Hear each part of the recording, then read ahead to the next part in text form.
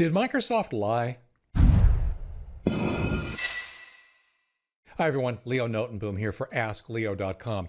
Ask Leo is supported in large part by its patrons.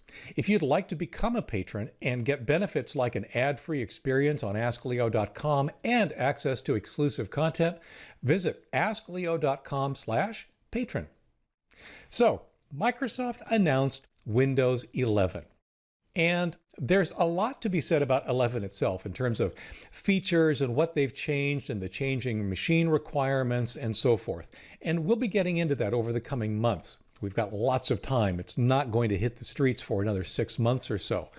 But it raises a very interesting question.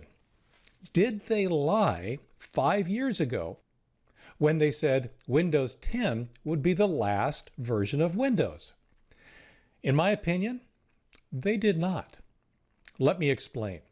I want to be clear. My definition of a lie is that it's intentional. In other words, if you know something to be false, but you state it as truth anyway, that's a lie.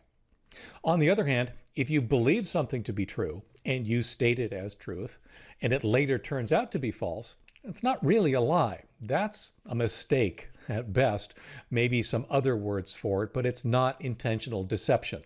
A lie to me is intentional deception. I don't see that as being the case here. And it's even more confusing than that. The problem is that the statement appears to have been made by an individual, a specific person 5 years ago by the name of Jerry Nixon made the statement that Windows 10 would be the last version of Windows.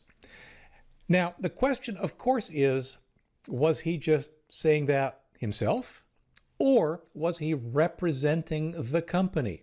It's unclear. It could be taken either way. He's in a public-facing role. He worked for Microsoft as a developer evangelist, so it's very possible that he could have been stating what he believed to be corporate policy. On the other hand, he could have just gotten kind of excited in the moment about the release of Windows 10 and what he thought its future would hold. So the fact is, it's possible that it is just one person making a mistake. I don't believe that he didn't believe what he was saying.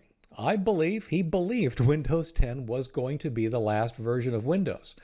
The question, of course, is, like I said, was it his opinion? Or was he stating company policy? Well, the company didn't help. If you take a look at what Microsoft said immediately thereafter, let me read to you what Microsoft was quoted as saying at the time. Recent comments at Ignite about Windows 10 are reflective of the way Windows will be delivered as a service, bringing new innovations and updates in an ongoing manner with continuous value for our customer and business customers.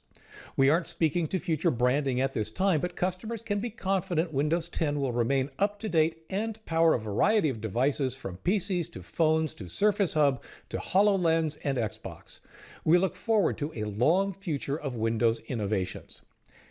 They didn't say yes, and they didn't say no.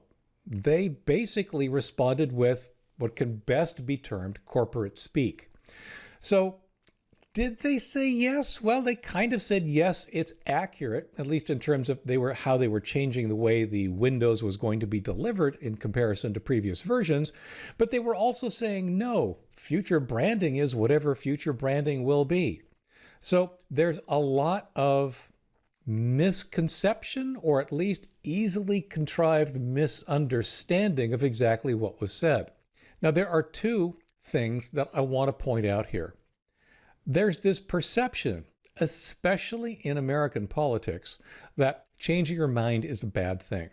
Changing your mind in the face of updated information or being shown that you were wrong about something seems to be a bad thing. Politicians here especially need to essentially defend their position no matter what it is until they die, it seems. It's very, very almost political suicide to change your mind. The same seems to be true in many ways for company positions, company policies, and so forth. If Microsoft as a company actually did decide at that time that Windows 10 would be the last version of Windows, and then in the subsequent 5 years decided that, no, there needs to be a Windows 11, that's not a bad thing. That is potentially a good decision based on what Microsoft's reality and understanding of the market turns out to be. So, did they lie? I don't think so. Did they change their mind? Maybe. We really don't know what the corporate position was 5 years ago. All we know is that one person said one thing that was then taken a little out of proportion. That's the other thing. If you take a look at that headline published by The Verge in this particular case, they attribute the statement, Windows 10 being the last version of Windows, to the company, even though it came from an individual who may or may not have been representing the company. Naturally, having a person say something is not nearly as exciting as having the company take such an unexpected position. So, of course, The Verge and other press then ran with it as being a Microsoft position and not the statement of an individual. Regardless, it was taken pretty seriously. It made a lot of press at the time and continued to make press for a long time.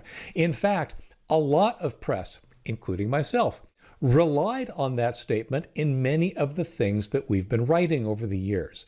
We've been saying, yep, Microsoft told us that Windows 10 is the last version of Windows. Until, of course, now they're saying Windows 11 is the next version of Windows. There'll probably be a Windows 12. Who knows? But the bottom line is that a statement by an individual may or may not have been representative of what the company position was taken as gospel by the press and everyone else, and has turned out to be wrong.